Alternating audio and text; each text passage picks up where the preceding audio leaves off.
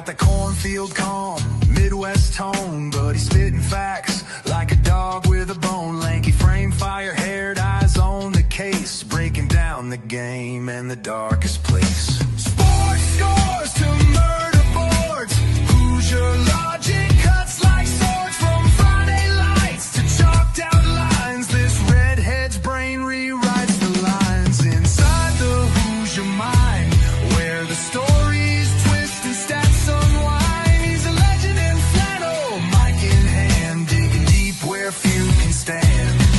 From touchdowns to crime scenes raw, he's got the truth in every draw. Yeah, step in if you dare to find what's brewing inside the Hoosier mind. He'll talk Pacers, Colts, or Colts on trial. Hoosier humor with a devilish smile. He's that redhead sleuth with a box of clues. Takes your headline, breaks the news. With every stat and every scream, he's painting portraits in your stream. Don't blink, he'll tie it tight. From game night wins to murder flight. Inside the Hoosier mind, where the facts hit hard and the lines are blind. He's a ginger ninja, smooth and slick, cracking cases play by play quick. From courtrooms to the hardwood floor, he digs for more than just the score. Tune in and don't rewind, you're deep now inside the Hoosier mind.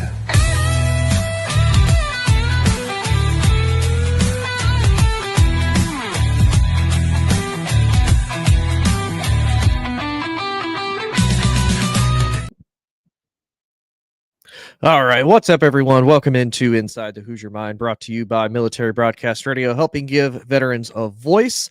Appreciate everybody tuning in. And Charles started out saying, cool song, awesome intro. I appreciate that. Your wife actually is the one who decided to put a little bit of information about me into an AI song generator, and it spit the song out. And then a buddy who appears on the show pretty frequently, the Shy Kid, is the one who actually put together the video clips and whatnot to match along with it. So appreciate the compliment nonetheless, though.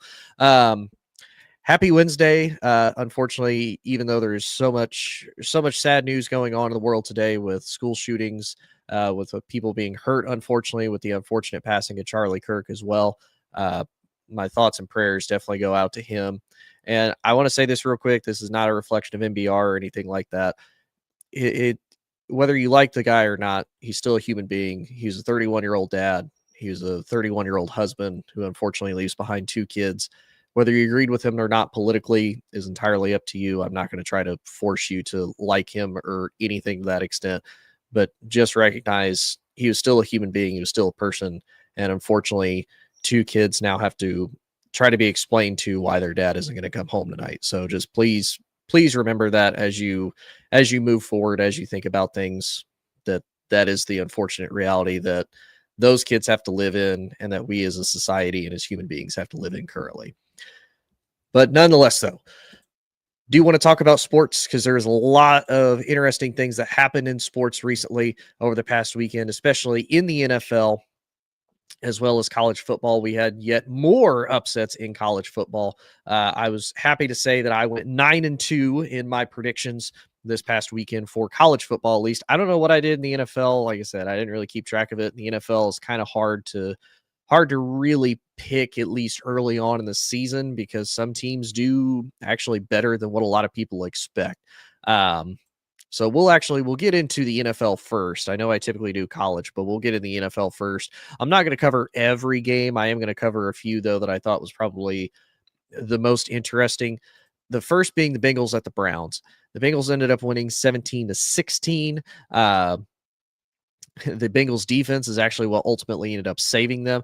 The other thing that ultimately ended up saving the Bengals is the fact that Cleveland was Cleveland and missed 2 field goals that would have potentially put them up 22-17.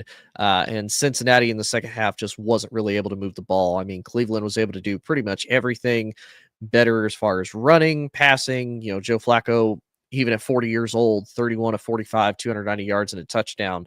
And for them to only lose by a point at home shows kind of that Cincinnati was honestly going to hurt themselves more than anything, but Cleveland managed to find a way to, Browns it up more than anything, which was kind of a surprise.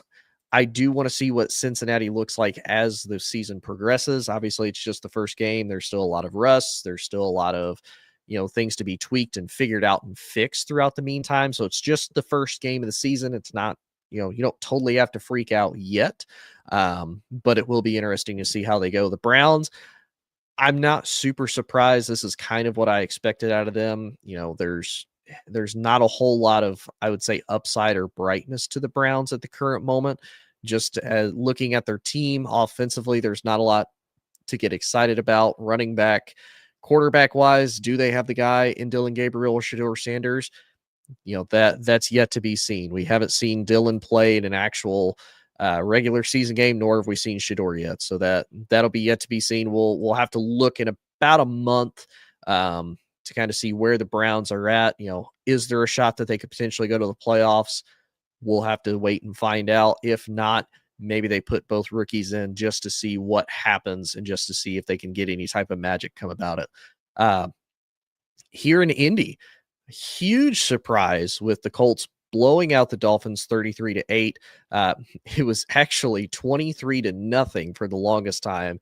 Then the Dolphins were finally able to actually score 8 points. Then the Colts also scored 10 in the fourth quarter. Daniel Jones looked significantly better than what I thought he was going to look like. He went 22 of 29, 272 yards and a touchdown. He looked fantastic. The Colts scored on every single drive that they had. And even snapped an 11-game opening day winless streak that they had. The last time the Colts won a week 1 victory was in 2013. Andrew Luck's second year in the league was the last time that they won. They went 0-11-1 ever since, which again is surprising considering it's Daniel Jones. I do remember when I was picking the games, I picked the Dolphins originally to win it just because I didn't have that much faith in Daniel Jones.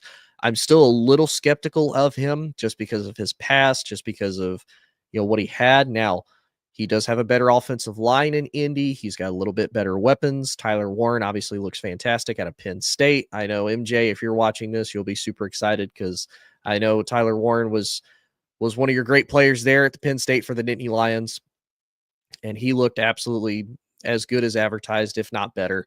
And it looked a little bit more balanced. Jonathan Taylor had 71 rushing yards. So it looks like the Colts maybe found the bridge guy that might get them into the playoffs. I don't know if they'll be able to make a run, but I think he'll at least be able to get them close enough to that point if things continue to trend the way that they do. But just really surprised that they were able to beat the Dolphins more than anything. The other one that was kind of a surprise, Geno Smith and the Las Vegas Raiders upsetting the Patriots at home 20-13. Geno Smith throws for 362 yards and a touchdown in a win over the Pats. I'll be honest, I was not expecting that. The Raiders were another team that I didn't know what to expect out of them. It's a team with Ashton Genty. He's a young running back, very dynamic out of Boise State. Terry from Tracer Rounds podcast. Terry, I appreciate you tuning in, ma'am. If you guys want a really good podcast that, she highlights a lot of other veterans, law enforcement, EMS, all of that. Terry of Tracer Rounds podcast does a really good job of doing that. So definitely check her show out whenever you get the opportunity to. I'm sorry about your Dolphins, by the way. Anybody who doesn't know, Terry is a Dolphins fan. I apologize that the Colts beat up on your Fins a little bit. I'll be honest. I did not expect that. I definitely picked your Dolphins to win, and I was very surprised that they ultimately did not. But back to the Raiders and Patriots, I just didn't know what to expect from them. I didn't know what to expect from the Raiders offensively. It does show a lot with Pete Carroll that he was honestly kind of able to get the upset win. I know for a lot of people, they potentially had the Patriots winning 10-11 games. And I think that's still possible, but this was one of those games that they were supposed to potentially win. So who knows? Maybe they get an upset win later on down the line that kind of, balances everything out. We'll have to wait and see. The other big game that was probably one of the most entertaining for the day, Sunday, you had Steelers at the Jets. Aaron Rodgers debuts against his old team, and Justin Fields also debuts against his old team. both absolutely, balled out in this game. Aaron Rodgers goes 22 of 30 for 244 yards and 4 touchdowns in his Steelers debut against the Jets. That probably is what is the most surprising about that, is the fact that, Aaron Rodgers comes in and does so well right off the bat. And again, it's one of those, for anybody who's watched the show for a long time, I am not a fan of Aaron Rodgers. I'm not a fan of Aaron Rodgers by any stretch of the imagination. And I had a complete and total lack of faith in Aaron Rodgers as he was getting ready to do his debut. And of course, he has to go out and he has to prove me wrong. He goes 22 of 30, 244 yards, 4 touchdowns. He was sacked 4 times. So it's a little bit of a, I would say, kind of worry on that Steelers O-line. They are facing a good Jets defense, though. Justin Fields just as equally solid. I mean, 16 of 22, 218 yards, touchdown, was only sacked once, and had 48 rushing yards. And the Jets running game looked really good as well. Breece Hall, 19 carries, 170 yards, no touchdowns. And then Justin Fields also ran for 2 touchdowns on top of the one that he threw. So, I mean, this all looks fantastic. It just kind of the end with the Jets being the Jets. Jalen Ramsey delivers a just absolute knockout Steelers type of hit to Garrett Wilson to keep the Jets from even being able to, really compete and kind of drive all the way down there. He's able to get it on 4th down, ultimately in the game. That was probably one of the more entertaining and surprising games, more than anything, that I wasn't expecting to have happen at all. Another game, and obviously we have the Lions and Packers. That one is a little bit surprising. I do wonder how much Detroit is going to differ now that Ben Johnson is gone, as well as, Glenn, for the defensive coordinator, who's now the head coach of the Jets. I do wonder, what do the Lions now look like without those 2 coordinators there? There's a lot of people, they were worried in the preseason. My argument was that it's preseason. It's not really that deep. The Packers just seem to come out with a little bit more fire. I don't know if that's just, Micah Parsons, at least initially, being there, giving them a little bit of a spark. They have a star defensive player. Now, I know a lot of people don't like Skip Bayless. He did point this out, and I will say, as somebody who used to be a pretty big Cowboys fan, I don't disagree with what he said. He did bring up the point. Micah always starts out very hot at the beginning of the year, and then he cools down as the season goes on and progresses. Now, Green Bay has a pretty talented defense overall. They typically kind of do like a defense by committee type of deal. Rashawn Gary's solid. The secondary, I do have a little bit of questions about, but I mean, I've had questions about them even when they did have Jair Alexander before they released him and he signed with Baltimore. I had a little bit of questions because I don't super trust their secondary, but I mean, their pass rush and their linebacking core is honestly pretty solid. We'll have to see what Green Bay looks like long term. I know the other thing that was a real question for Green Bay last year was Jordan Love did come in. He's a little hurt, had a little bit of issues, wasn't really able to get right kind of as the season progressed because he got hurt initially in Brazil against Philly. We'll have to see if he's able to stay healthy as the season progresses. Nonetheless, solid NFC North matchup. The second, well, one of the last 3 games I want to talk about, though, on the NFL side, one that I feel really does need to be studied, and Mike actually brought this up in our group chat the other day. Kind of the fall of CJ Stroud and the Texans really needs to be studied more than anything, because CJ Stroud does not look like the CJ Stroud that we've been used to seeing for the last couple of years. It doesn't look like it did his rookie year in the league, where he absolutely balled out. Great yardage, great touchdown to interception ratio. He just doesn't look the same. He's 19 to 27. He's 188 passing yards and a pick. He was sacked 3 times. They couldn't really do much with the running game, even with Nick Chubb there. He only got about 60 yards. CJ Stroud had the next with 32. And even passing yards wise, I mean, Jaden Higgins, Xavier Hutchinson, Dalton Schultz, all, decent, but nothing crazy. Whereas on the Rams side, Matt Stafford looked absolutely solid. 21 to 29, a touchdown, 245 yards. He was sacked 3 times. But Puka Nacua, 10 receptions for 130 yards throughout his day. It's weird to see this regression from the Texans, though, after a team that started so hot, Stroud's rookie year, and then to really lose a lot of that sizzle after they even make it into the playoffs. They didn't win a playoff game, but they at least made it into the playoffs.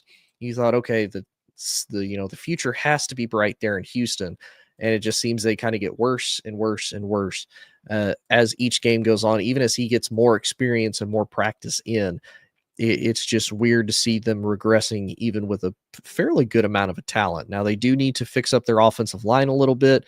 Uh, Now, obviously, their defense only held the Rams to 14 points, even while allowing Puka Nacua to have 130 receiving yards, which is still pretty good. It's just a little weird that the Texans have kind of fallen back a little when they were honestly in this game for a pretty good amount of time. The game that probably shocked everybody, though, the Ravens at the Bills. The Ravens were up by big numbers going into the fourth. They were up, 34-19 going into the fourth quarter. The Bills roar back. They score 22 points to the Ravens 6. Josh Allen, 33 of 46, 394 yards, 2 touchdowns. Derrick Henry for the Ravens had a big game with 169 rushing yards, 2 touchdowns, and Zay Flowers the same, 143 yards and a receiving touchdown. It's really more surprising just because of how usually dominant Baltimore's defense is. I don't really take anything away from the Bills offensively or even Lamar offensively. They both have great offenses with their quarterbacks just because they have the perfect mixture of quarterbacks being able to throw, being able to run, and do pretty much everything. But the fact that this Baltimore defense gave up that many points is what's really surprising, with a secondary that's absolutely solid, a pass rush that's absolutely solid, a linebacking core that's solid. They almost always draft well. They're always able to figure out how to pay guys and get them a good amount of money. And offensively, they have compliments for Lamar Jackson now. It's something that they've been trying to work on for the last few years. It's just surprising the Bills were able to, come away with a little bit of a stunner. It will be interesting to see, are these two teams really going to separate themselves finally from Kansas City? I know Kansas City had a little bit of the hiccup last Friday night, September 5th against the Chiefs. They ended up beating them 27-21. Herbert looked absolutely fantastic. Mahomes was the leading rusher for the Chiefs. But it'll be interesting to see, can they separate themselves, because neither have really been able to beat Patrick Mahomes in the regular season. Neither have definitely beaten him in the postseason when it matters most. So it'll be interesting to see, will these two teams face again in a rematch? And if they don't, can either one potentially take Kansas City and the Chiefs down if they make the playoffs, which more than likely they will. And even though Mike's unable to be here, unfortunately, because he's having to deal with Chicago rush hour traffic at the moment, Monday night, the Bears fall to the Vikings after getting out to a pretty hot start. It was 17-6 at one point, and then the Vikings are able to end up coming back with 3 touchdowns in the fourth quarter to the Bears 1. Caleb Williams didn't look bad. He looked fairly solid. He was 21 of 35, 210 yards at a touchdown. I know Mike actually watched this game a little bit more than I did. I watched about part of it because I had to get up early yesterday, about 4:30 in the morning, and drive back home from a coworker's wedding. From what I heard, he kind of missed some good early throws. He was overthrowing DJ Moore a little bit. Seemed like the connection and timing was off. That could just be a first game of the season type of thing. So I don't take too much away from it. I know for Mike and for most Bears fans, it's one of those, like, it's disappointing because, again, anybody who's watched the show, I'm not a fan of JJ McCarthy. I was not a huge fan of him in Michigan. I'm not a huge fan of him in the NFL. He won his first game. He did pretty much everything that you can do to win your first game in the NFL, which, again, a little bit of a surprise, but I was just kind of surprised more that the Bears fell than anything. So we'll see as the season goes on. It's a tough first loss. It's a divisional opponent. It was at home in Chicago. But obviously there's still chances to clean it up. The season's not over by any means. There's still a ton of football left. But it is just interesting to see, how that ended up coming about. But a bit of NFL predictions before we go into kind of the halfway part of the show, and then we go into college football. We have week 2 starting tomorrow on September 11th. We have the Commanders going to the Packers, where Packers are favored by 3.5. I think I'm going to take the Packers just because of the momentum. I like Washington. I think Washington has plenty of firepower. But unfortunately, Green Bay is one of those teams as they get hot, it's at home. That Green Bay crowd is always a ruckus and a menace. I'm going to have to go with the home team unless Washington's just able to surprise me, and I kind of hope that they do. But then after that on Sunday, you got the Jags going to the Bengals. I'm going to take the Bengals in this. I think firepower and offensively, they're going to be too much for the Jags to handle. The Jags they're still struggling, even with Travis Hunter, even with Brian Thomas Jr., even with Trevor Lawrence, even with ETN. They still seem to struggle, and I don't know if defensively they're going to be able to really handle the offensive power of the Bengals. Now they might look a little better offensively just because I don't know how the Bengals defense is going to end up being. They got Trey Hendrickson back. They got Shamar Stewart finally signed and ready to go, and they have a new defensive coordinator. But we'll have to see what does that really look like, and can they potentially, can they at least complement the Bengals offense? We'll see. And typically Joe Burrow and the Bengals don't do well the first couple of games of the season, but they did win last week. So who knows if this is going to be a new era in Cincinnati or not? We'll find out. The Giants go to the Cowboys. Dallas is actually favored by 5.5. I'm going to take Dallas in this, even with Russ and with Malik Neighbors. The Giants got absolutely destroyed by Washington. They didn't look the same. Russ is still trying to be the old Russ of 2013 when he was a little younger. He could move more, and it just doesn't seem to work anymore. I think Russ needs to get in the reality check of you're going to have to be just purely a pocket passing quarterback, and it's going to be hard because he's one of the shorter quarterbacks in the league. It's not going to be easy for him to do. And I don't know if the Giants really have the offensive line or the supporting cast for him to truly be able to succeed to do that. But I'm going to probably take Dallas in this, to be 100% honest with you. Then we have the Bears going to the Lions. Lions are also favored by 5.5. I'm going to take the Bears in this, mainly because if anybody knows the Lions better than Ben Johnson, it's probably just Dan Campbell. I think even with Aaron Glenn gone, Ben Johnson knows that team. They, promoted from within with as far as the defensive and offensive coordinators go. So he's going to know their system. He's going to know a lot of their schemes and whatnot. I would probably take the Bears in an upset in this, to be 100% honest with you, just because they're going to know what to expect on the Lions side. And I think the Lions will probably know what to expect from Dennis Allen, and they might even know what to expect from Ben Johnson. But I think the Bears could potentially come away with an upset win here. Then you got the Rams going to the Titans. They're favored by 5.5 as well. I'm going to take the Rams. The Titans are just such a mess. Obviously Cam Ward is a bright spot, but watching his throws to receivers against Denver, it was rough. And I think it's going to continue to be rough for him for a while. The Rams are clicking. They've got a lot of talent. They could potentially be a dark horse. They could probably even come out of the NFC West and win the division. So I'm definitely going to take the Rams. You got the Patriots at the Dolphins. Dolphins are favored by 1.5. I'm going to pick the Dolphins in this just because it's at home. I think with it being at home, Mike McDaniel, Tua Tagovailoa, Tyreek Hill, Jalen Waddle, they're all going to make some adjustmts as, from that week 1 loss where they got absolutely destroyed. But this is a, Mike Vrabel, Patriots coach led team with Drake May. So I could see this definitely being close. I'm just going to give it to the Dolphins purely because of home field advantage. And historically, the Patriots never did well, even with Brady, as they even went down to Miami. Then you got the 49ers at the Saints. For whatever reason, 49ers only favored by 2.5. I'm going to take the 49ers. The Saints are still an absolute mess. Even with the 49ers being injured, having all sorts of injuries, I'm going to take them just purely on talent and coaching alone. Bills go to the Jets. Bills are favored by 6.5. I'm going to take the Bills. I think the Jets look solid. I do still think that they need some work, but I think the Bills getting a big comeback victory win over the Ravens like that are going to come in hot. And I don't expect a whole lot of the upset value as far as, the Jets, like the Bills overlooking the Jets type of thing. I just don't see that happen.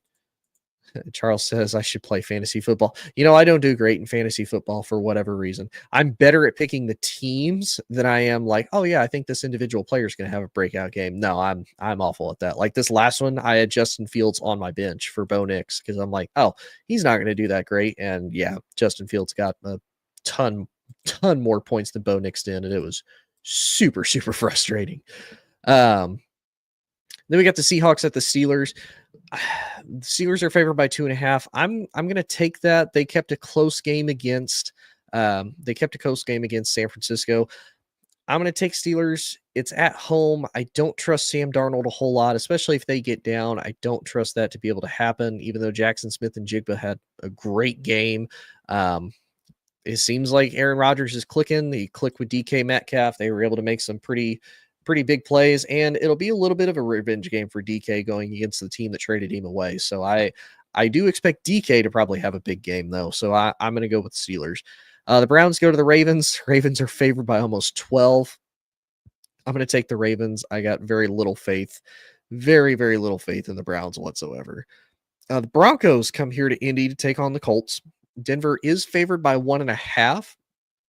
They struggled a little bit against Tennessee, and I was really surprised by that, considering the fact that Cam Ward's a rookie. There's not a whole lot of bright spots there offensively other than Calvin Ridley. I know they have Tony Pollard and Cam Ward.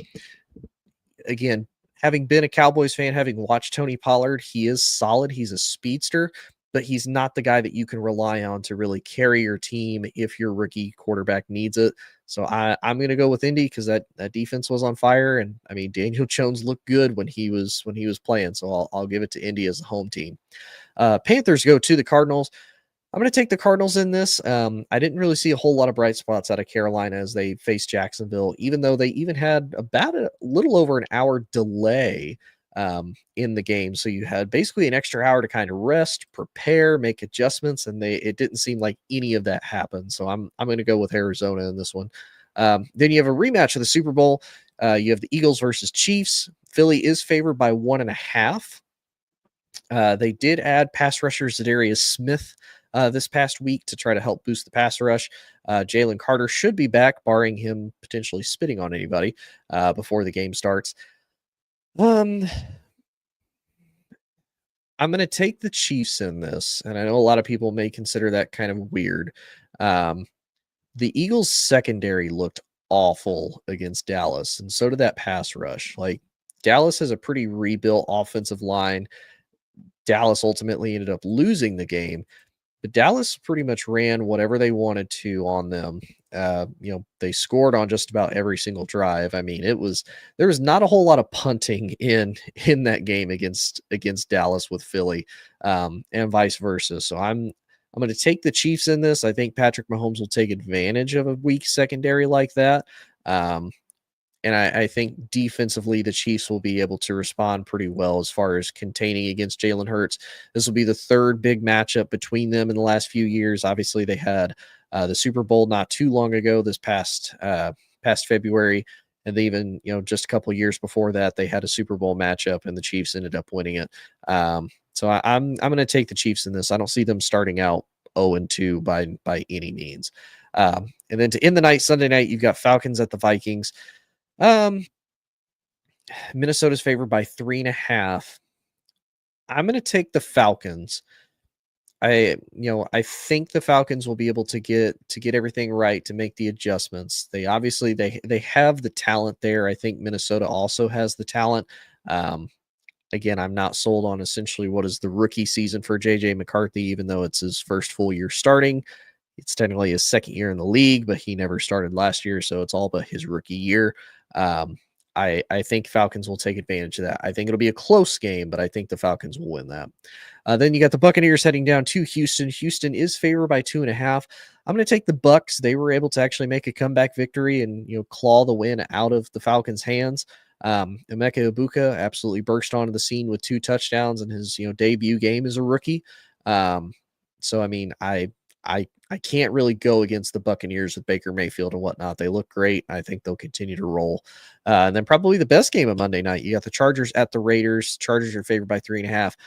I'm going to take the Chargers. I think with that win against the Chiefs, I think they're going to absolutely be rolling. I don't know if the Raiders have that much momentum after having technically upset the Patriots, but we'll have to wait and see. But I would definitely take the Chargers in this nonetheless, though. But I'm going to take a quick break. When I come back, we will talk more about college football, some of the game results of that, and then some of the predictions of this coming weekend. So when I come back.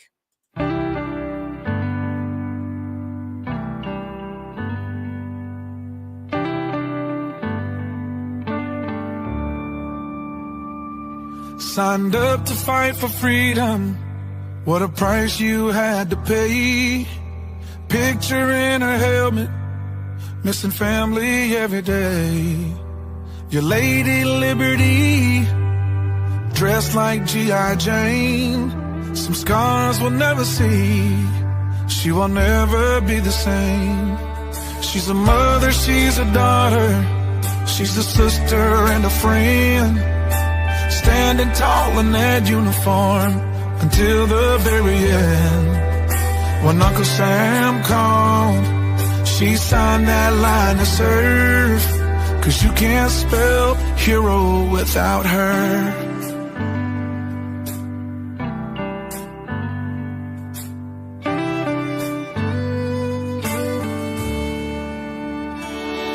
On that old dusty base with the meadows that shine, she's been to hell and back for the stars and the stripes.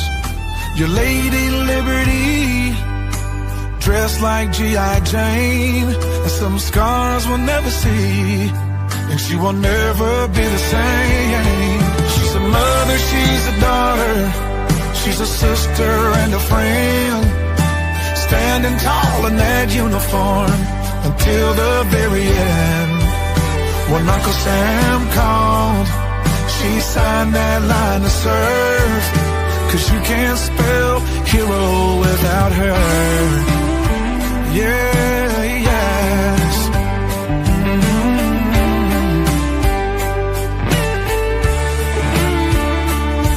For the ones that didn't make it, we will pause and then we cry.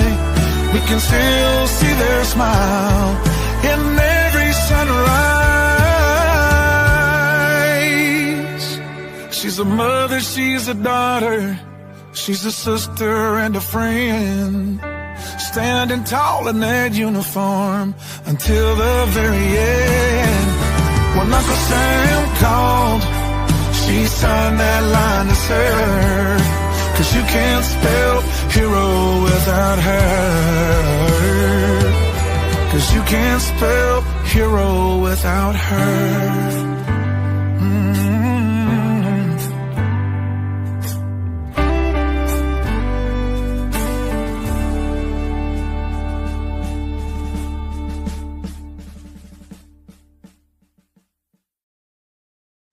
All right, welcome back in, everyone, to Inside the Hoosier Mind, brought to you by Military Broadcast Radio, helping give veterans a voice.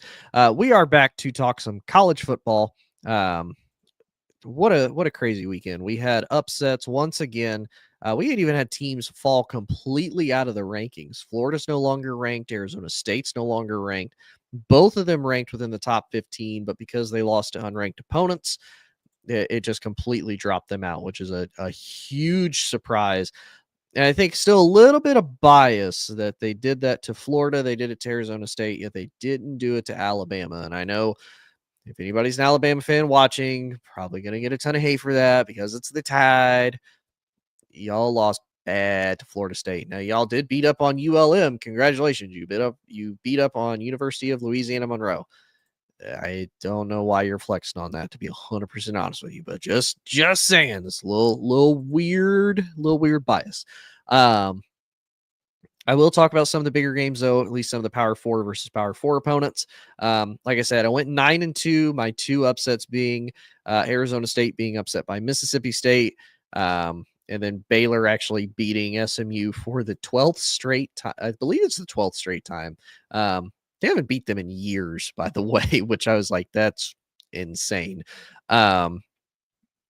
Let's see. Let's go kind of first on the first Power 4 versus Power 4. Oregon absolutely dominated Oklahoma State. They didn't stop scoring until the third quarter, and they scored over 20 points in every single quarter up until that point. And I think they just did that because they got tired of doing it.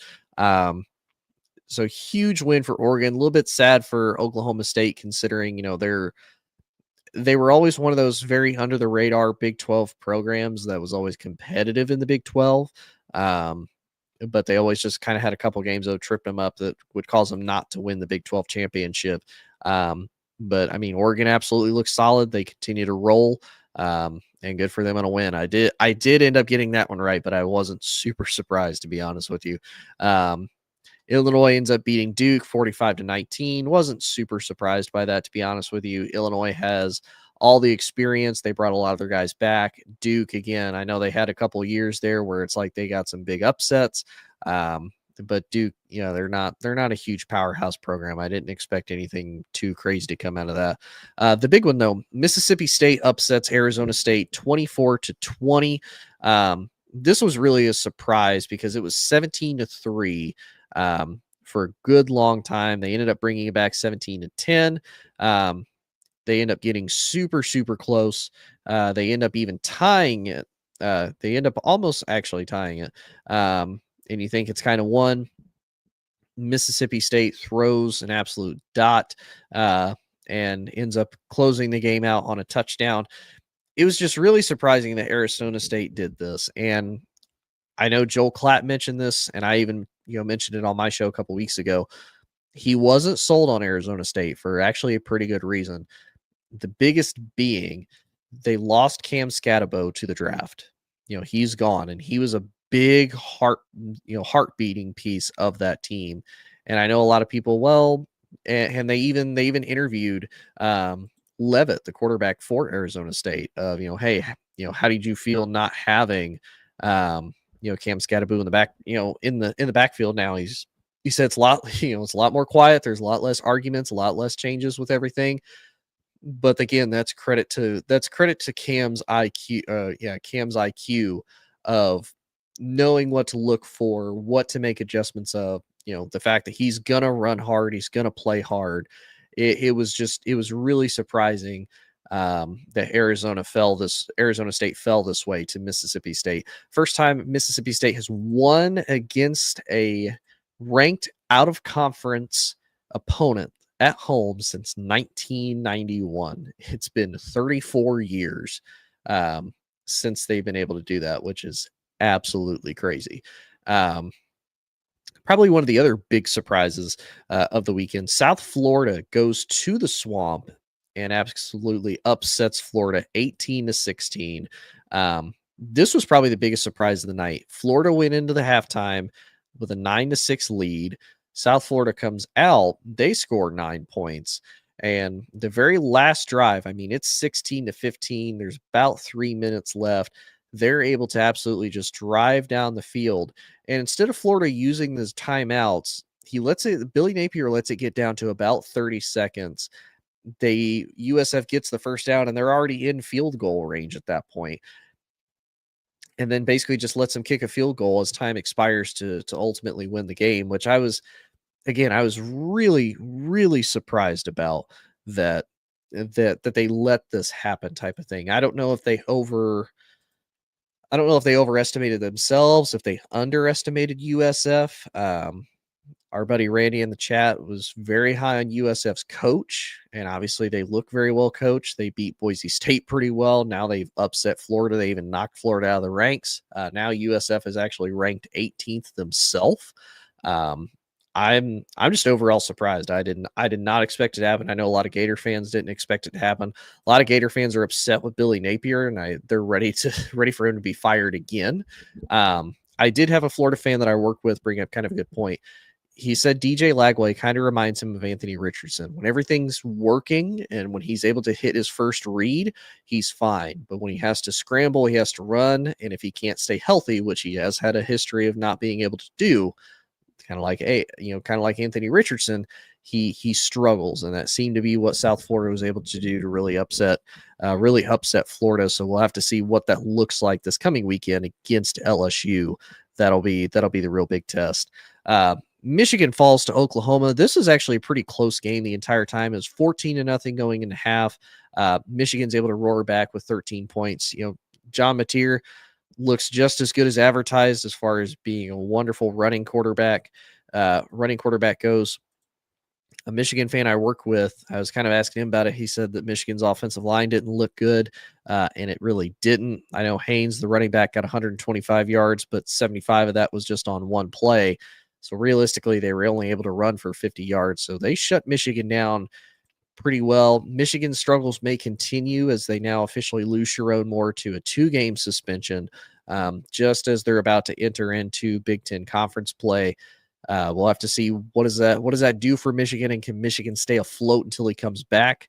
It'll also be interesting to see what they do with Bryce Underwood. As he came out and said, I don't want to be a running quarterback. I want to be more of a traditional pocket passing quarterback. I think he needs to realize that in today's league, you're going to have to do a little bit of both. If you're big enough as an athlete to be able to be a great pocket passer and a good runner, you need to learn how to utilize both. You don't have to do just one or the other. You do have to learn how to maximize the potential of both, because we see it in the NFL right now. Jalen Hurts, great pocket passer, great rusher. Josh Allen, Lamar Jackson, Patrick Mahomes, Justin Herbert, even Dak Prescott in his younger days. All of them very good at being pocket passers, but also being able to run the ball. He's going to have to learn to be able to do that too. If he does, he's definitely going to be able to reach his potential for sure. Baylor upsets SMU. Again, another really surprise one, because it was 24-21. Baylor roared back in the second quarter. And you kind of thought, okay, this game might be over. They tied it at 24. Both end up scoring 14 points. They take it to overtime. They end up stopping SMU. They kick the field goal. Baylor ultimately ends up winning, getting an upset win over the Ponies, or over the Mustangs or Ponies, whichever one you want to consider them. And SMU also falls out of the rankings. A little bit surprised by that. I thought SMU was going to take it. It might just be one of those SMU kind of snuck in last year under the hidden guise of, hey, it's first year in the ACC. Nobody's really going to expect us. And I think they were just fully able to take advantage of that. And they absolutely rolled with it. And then finally, at least last big Power 4 game, Ole Miss versus Kentucky, able to finally get revenge from last year when Kentucky upset Ole Miss. And Ole Miss, I'm not going to say they dominated, but they did do pretty well. Their running back Lacey had 138 yards. Wallace had 117 receptions. Austin Simmons, 235 passing yards, 2 picks. I am a little worried. Simmons has thrown a lot of picks. He's thrown 4 interceptions so far this year, in just a couple of games. One of those games being to an FCS school. So I'm a little worried about what does his production look like, as the year continues on, and as the year continues, are the interceptions going to continue to be a problem? He's a very smart kid. He already has his bachelor's. He's only like 19 years old. Very smart, very intelligent kid. Sat behind Jackson Dart for a couple of years. Actually went into Ole Miss early. That's why he has his bachelor's already. I believe he's working on his master's. He's a sophomore. He's 6'4", 215 pounds, 576 passing yards, 3 touchdowns, 4 picks so far in the 2 games. One of those being against Georgia State, and then Kentucky. Georgia State, he had 3 touchdowns and 2 picks, and then against Kentucky, he had 2 picks. So it'll be interesting to see, does that get cleaned up as the season goes on with Lane Kiffin? Because if not, the Rebels are going to be in trouble, and it's going to be really, really bad. But let's get into the predictions, though. I actually already made the graphic for this, so if you want to check out the graphic for the games that I have, make your own picks, make your own comments and whatnot, please let me know what you think, who you would ultimately end up having winning. So we'll kind of go in order here of what I got as far as this coming week goes and whatnot. So we have North Carolina State at Wake Forest. I'm taking North Carolina State. I don't know enough about Wake Forest. North Carolina State, always kind of there. Again, they're another one of those. They always lose a couple of games to keep them out of the ACC championship, but they're almost always consistently towards kind of the top of that conference. So I'm gonna take North Carolina State.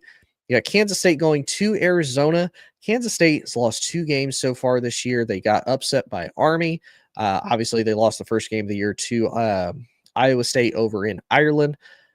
Arizona has looked good their last couple of games. They're going to have momentum. It's going to be in Arizona. I don't know what's going on with the Wildcats at Kansas State, but they're not going to be able to beat the Arizona Wildcats. So I'm gonna take Arizona in this. And as Booger McFarland say, at the end of the day, the Wildcats are going to win this one. Take that for what you will. Then you got Oregon going to Northwestern. I'm going to take Oregon. Not really a whole lot more needs to be said there. Northwestern, it's not a great power football school. They did get a win. I don't expect much from Northwestern. Oregon's going to continue to roll by far. Then you've got Clemson at Georgia Tech. This one I felt was the most interesting because Clemson struggled against Troy. They struggled hard against Troy. They ultimately ended up finally coming away with the victory, but it does make you wonder, when is Clemson's offense really going to click? Now they have the talent, they have everything in their favor to be able to beat Georgia Tech. Just the fact that it's at Georgia Tech instead of at Clemson. But we'll have to see. But I'm still going to take Clemson nonetheless. USC goes to Purdue to take on the Boilermakers. I'm going to take USC. They do technically lead the nation in scoring currently as it stands. I don't trust Purdue, even with all the losses that Lincoln Riley and USC has had. They're still an extremely talented team. I'm going to take USC in a pretty solid victory. Again, the game that's probably one of the hardest to decide. Florida travels to the real Death Valley in Baton Rouge to take on my LSU Tigers. I'm going to take LSU in this. Don't get me wrong. I love the Tigers. I love LSU. They're really bad about they will let teams stay in a game longer than they should. They'll keep it close, and they're going to give me anxiety and a potential heart attack all night long. But I'm still going to roll with my Tigers nonetheless. It'll be interesting to see, though. Does this mean that LSU is still legit? Does it mean that Florida is more fraudulent than we thought? Maybe Florida's not going to do as well this year as even I potentially thought that they would. Or if LSU slips up, are they not as good as maybe potentially thought? And maybe it's not their year, but we'll see. I'm still going to ride with LSU though. Then you got Vandy going to South Carolina. I'm going to take the Gamecocks in this. I think this will be a closer and better game than people expect. At the end of the day, it is still Vanderbilt. I don't have a whole lot of trust. I like Diego Pavia. I think he's got that team roaring and built for success. I don't know what that success necessarily means for Vandy. I definitely don't think it means the SEC championship.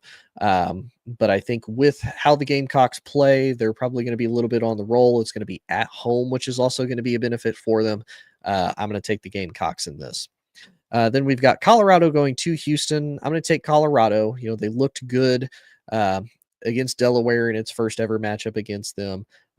Houston, again, I don't really trust Houston that well. I'm going to take Colorado in this.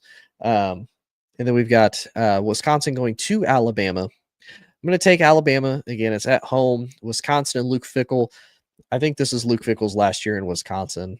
He's tried to implement a new system. He's tried to move away from what Paul Chryst used to do as far as strong run game, good defense.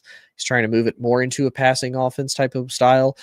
But I don't feel that Wisconsin truly has an identity. And if they do, I don't know what that identity is. And it truly makes me wonder. And I wonder if Badgers fans kind of feel the same way.